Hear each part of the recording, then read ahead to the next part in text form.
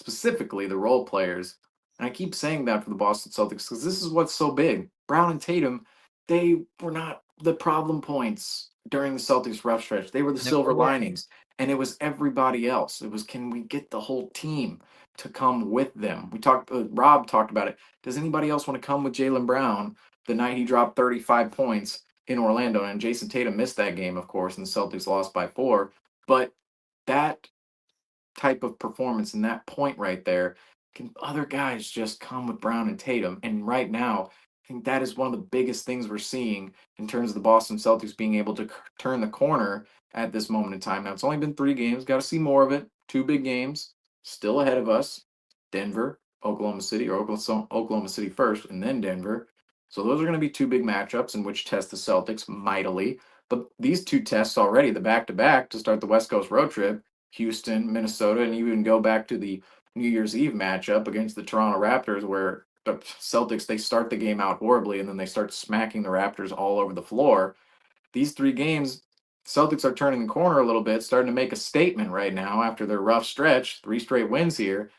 And the biggest factor in those wins is everyone else. It's Derek White. It's Luke Cornett. It's Nehemias Queta. It's Peyton Pritchard. Of course, he's been phenomenal all season. But it's been Drew Holiday. They've been playing some of their best basketball all season, Derek White and Drew Holiday specifically, during this stretch. And that's really what's made the Celtics team look a lot different over these last 3 games than what we talked about during those 6 games. Would you agree with that, Franco?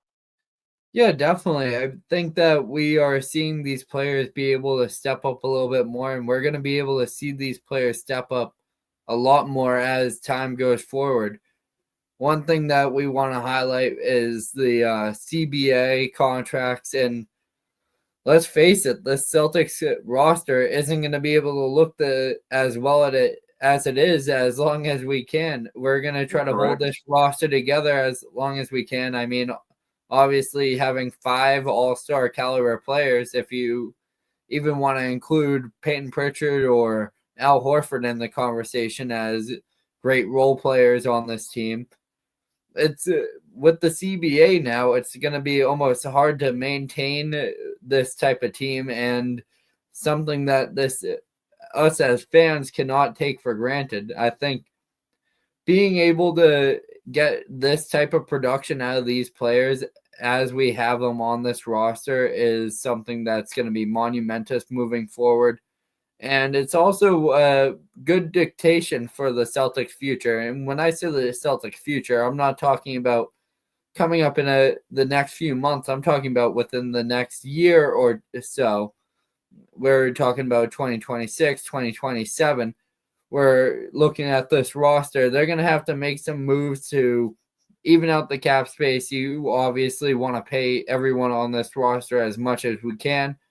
And it's not going to be able to maintain that type of record or type of paychecks. We're not going to be able to pay those types of bills. Obviously, we're well over that second apron.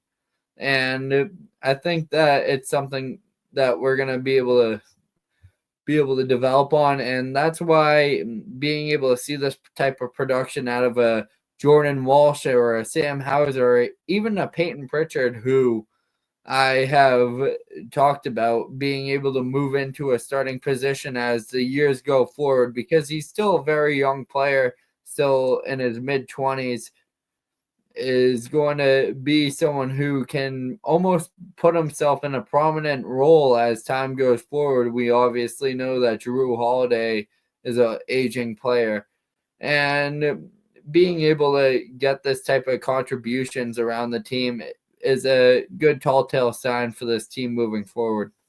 I'm I'm so glad you brought up the point of the CBA and all the contracts because we never talked about it during this rough stretch because we were more honed in on just the individual games in themselves and the Celtics team and what they needed to do out on the floor.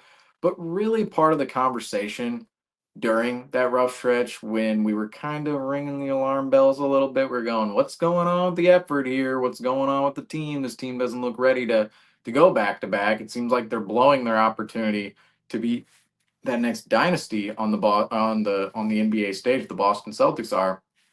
during that stretch, right? We never talked about this, but it's so important for the Boston Celtics to actually go out there and perform to their highest level this year to where we know they can be at, which is potentially one of the greatest teams ever. We saw last season, top 10 record of all time, winning the NBA title. This Celtics team is on par with the Golden State Warriors with Kevin Durant. That's how much talent this Celtics team has. And it's guys like Kristaps Porzingis, it's guys like Drew Holiday, those additions to the Boston Celtics, along with Derek White, of course, Tatum and Brown, the spearheads of that as well. Pritchard, Horford, Hauser off the bench, and Cornette and Katie, you want to add them? And I'm sure Randy would gladly add those two players into the mix. But you talk about all these guys, right? And right now, you can't really play with your food if you're the Boston Celtics because of what you said. You don't know within this new CBA era because it's very new. It's only been around since 2023. So you think 2023, the Celtics, they did what they did in the offseason in 2023. That's the first year in which was enacted the new collective bargaining agreement. So it's only been around for 2 seasons. We have not seen this really play out into the future. It takes time for us to see the ramifications of new collective bargaining agreements play out. And we're already kind of seeing it within trade season a little bit already. I think Jimmy Butler would probably not be in this weird trade battle with the Miami Heat if the CBA wasn't around. I think they would have traded him a long time ago because the trade would have been out there and it wouldn't have been as complicated to actually create a trade with another team. So just for example, there it's like Jimmy Butler situation might not be happening in the same way under the old collective bargaining agreement. Yet now trades are much harder to make. It's much harder to pay guys big money. It's also just when teams make a mistake of paying a player in which does not play up to the value of their contract, their deal, it just hampers a team significantly, significantly. And right now, the Celtics, they are at an unsustainable level of paying players in the future. They have given White an extension, Drew Holiday an extension, Brown and Tatum, they have contracts into the future, Porzingis, and all five of those guys, the starters really for the Boston Celtics, their numbers alone make up an astronomical number. You don't even factor the numbers. And I will say this, Peyton Pritchard, complete bargain player right now. Complete bargain. He's making what, 100%. 7 million to be the sixth man of the year. I mean, that's crazy for the Boston Celtics to be. We've always dreamed of that. Really, we think about the Isaiah Thomas era. You think about other players across the league where a team has a bargain on a player. Can we get a guy like that? Can we just have a guy? We have that in Peyton Pritchard, of course, right now. And but really, all the other salaries, you don't even factor in Pritchard. You don't factor in Hauser's eventual payday into the future. I mean, Al Horford, he's old. You might not have to worry about him into the future. But all the other role players, right? The role players on the Celtics right now and the role players the Celtics could potentially gain into the future, whether it's young guys who develop. We were just talking about Jordan Walsh if he actually turns into something, or it's other guys that you could sign around the league. Celtics are not going to be able to pay players into the future at all. And I don't want to say this is why Wick is selling the team because he won a championship, won 2 titles with the team, still owning the team, although there's rumors that this team will be sold very, very soon. The Boston Celtics will be. So how long Wick will be around? We notice, I'll add this, Wick used to sit right behind the basket, right? Now he's on the sideline. There's just a little weird detail there. You notice when an owner is selling a team, right, and he all of a sudden is moving locations on the floor, right? We saw with Mark Cuban. He was always there. I shouldn't say he was always there holding. I know he the Mavericks went to 2 NBA finals, right? 2006, 2011. He was there holding up the trophies, Western Conference, and of course the title in 2011. Mark Cuban was out there. Yet when he sold the team, he was not. Remember the story was Mark Cuban. He's still owner, right? But he's not majority owner, and he's not the actual owner of the team anymore. He has a lower stake in the team, but he still has his hands in basketball operations. He's just not going to be the owner. Well, guess what? He wasn't out there on the trophy stage, and it was the new owners who were out there, and that's kind of a little bit what we're seeing with Wick right now. It's like, why is he not behind the basket anymore? He's on the sideline. Just those little subtle differences. You notice the owners, the old owners, and Wick is still technically the owner. The Celtics are majority owner. You start seeing him pushed out of the equation, pushed out of the picture a little bit when they go and sell the team. And Wick, of course, his investment to the Boston Celtics phenomenal payday for Wick. I mean, you think about when he bought this team back in the 90s or Oh, 90s, early 2000s. 100%. Right now, this team is worth, I don't know, triple, quadruple, way more than it was. I don't want to put an exact number on it, but it's a significantly higher number now in which the team is worth than it was when he bought the team. So you factor that in, and also the Celtics just won another title, and you think, okay, well, maybe those are two of the biggest factors for Wick to sell the team, just doubling his investment, tripling, quadrupling, plus the Celtics win another title, you win two titles, you have that reputation as an owner, 2008, 2024, you'll always have that. But at the same time, you look at the entire bill in which the Celtics are racking up into the future, and the luxury tax, we'll detail this for people. The salary cap comes from league revenue. So, salary cap comes from the entire collective revenue of the league, and then that revenue is distributed out to every single team to sign players. So, that's not coming directly out of owners' pockets. Now, some owners, it kind of is because you think some teams make more revenue than others. It's a revenue sharing league. So you think the Lakers make, and the Lakers, hey, we'll add the Boston Celtics in there. They make this amount of revenue. Well, the Magic and Pacers, they might be down here, but the salary cap puts them right there. And so, yes, some teams are paying more out of their pocket technically to have the entire league work out, but that's just the way the league works. And that's part of the, again, CBA that we're talking about.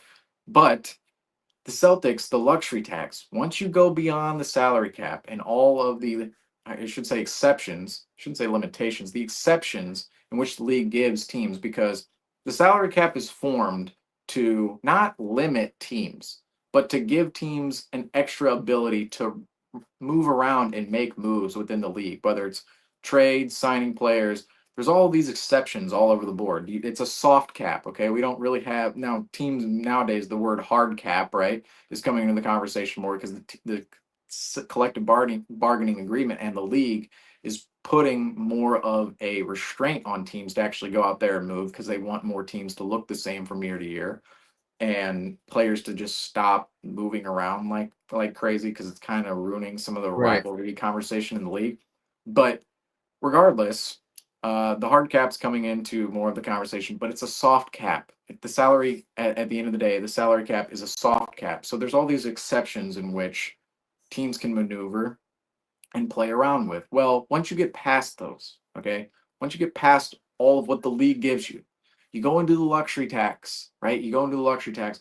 The luxury tax, all of that money is coming out of the owner's pocket.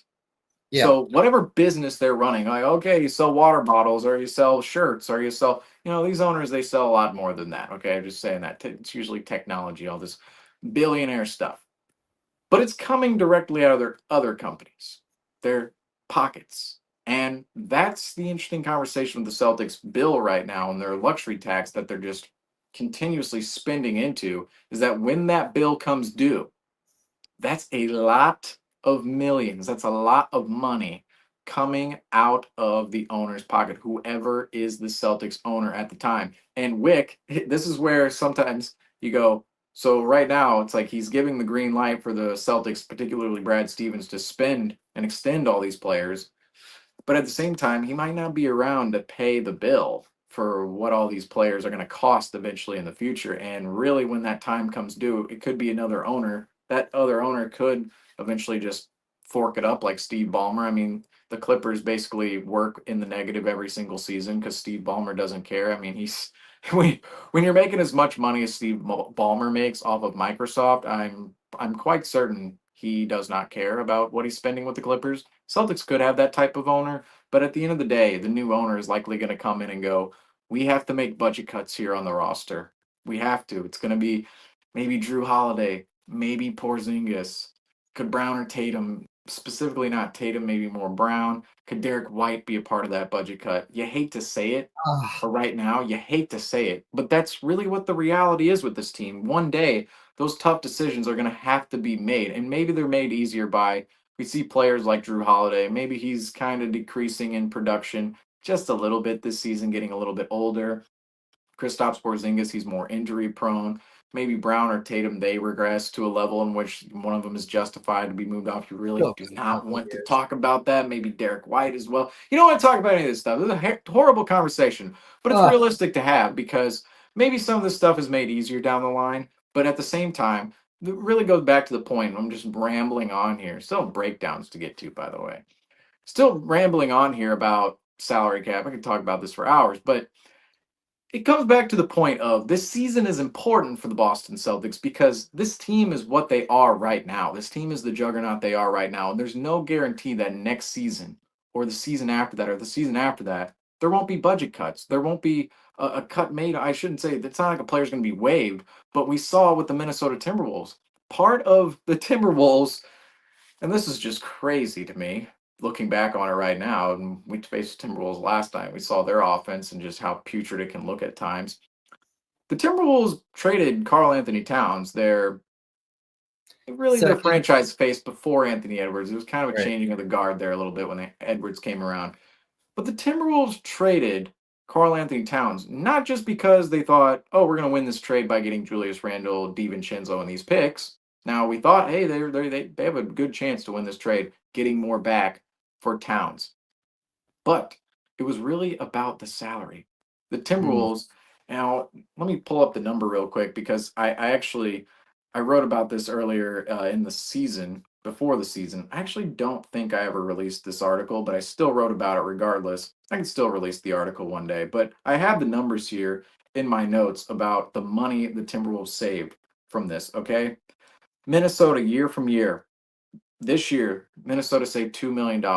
Okay, that's still, that, you know, yeah, that's not that much, but at the same time, the margins are thin. So you gotta think, okay, $2 million that could make a little bit of difference when you're like the Minnesota Timberwolves, who it could come down to that level. And you think, okay, Randall, DiVincenzo, blah, blah. Next year, if Randall opts out, okay, this Timberwolves saved $41 million. Okay, now if he opts in, they only save 10, which is still substantial. 10 right, or 41 million. After that, in 2027, the Timberwolves 26-27, the Timberwolves save 44 million by trading Towns. And then in 27-28, they now this is I will say, oh, Franco popped off the screen here. I'll keep mm, going. In 27-28, the Timberwolves, if Towns were to opt into his deal, which we don't know if he's going to do it or not, now they could have either saved nothing that year into the future. Towns could have opted out, or if Towns opts in, the Timberwolves saved $61 million that season.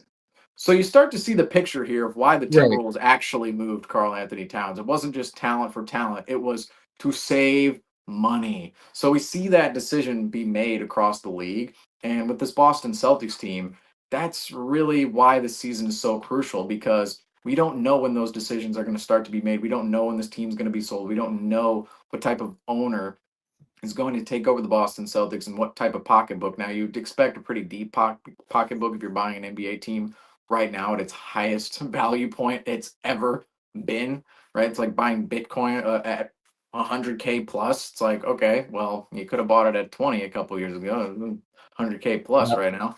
But it's in terms of buying an NBA team, the pocketbook is probably going to be deep for the next owner regardless. However, you don't know what resides in the future for the Celtics. And that's what, this is such a large grand scheme conversation. But at the Yeah, same time, the rough stretch, that's what really was concerning because we're going, this is a season in which the Celtics, their title window is open, wide open, wide open. And we cannot be seeing effort problems. We can't be seeing execution problems. We can't be seeing problems with a team that's supposed to go back to back, could establish themselves as the next dynasty in the NBA. And really, you never know when these championship windows, you never know when they're going to close. We saw Denver's championship window. How open is it right now? We don't know. Milwaukee, their championship window barely open. I know these two teams still have Giannis and Jokic, and that's what's really going to give them a they chance won later their on in the champion. season. Yeah, they won their championships before the CBA and was in place.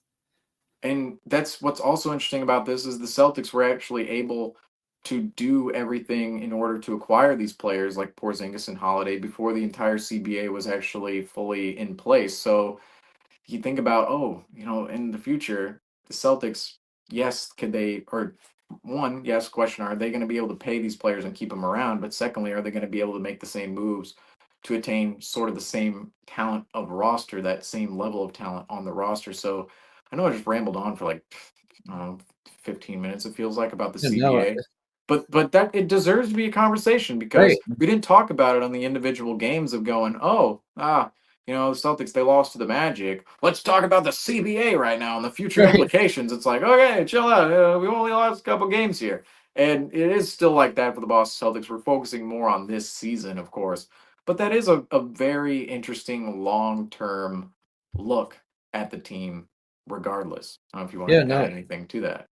Yeah, no, I don't want to break the fourth wall or anything, but that's one of the reasons why I'm not sitting courtside anymore is because one of the connections I had was a shareholder, and he was connected to the company I work for outside of this, but he decided to sell his shares in the Celtics brand as the price for the team began to increase. He bought low and he sold high. It's something that you're going to see a lot Business. of the owners starting to do, especially with the new tax brackets that are coming into the NBA. And it's something that a lot of owners and managers are taking a lot of consideration into. And you're going to see a lot of more investment into these younger players as the NBA continues to grow and how these players are starting to make more and more money. I mean, we see Jaylen Brown making, when he got his contract, he was one of the highest paid players in the NBA. And now we're gonna start to see his number become the median for a all-star type player. Which is just insane because it really feels like just not that long ago we were talking about $20 million contracts, 25 to 30. Like the Right. 30 was 30, 32. Like when we gave Gordon Hayward a max, okay, let's go back to that here. When we gave Gordon Hayward the max, that was $32 million.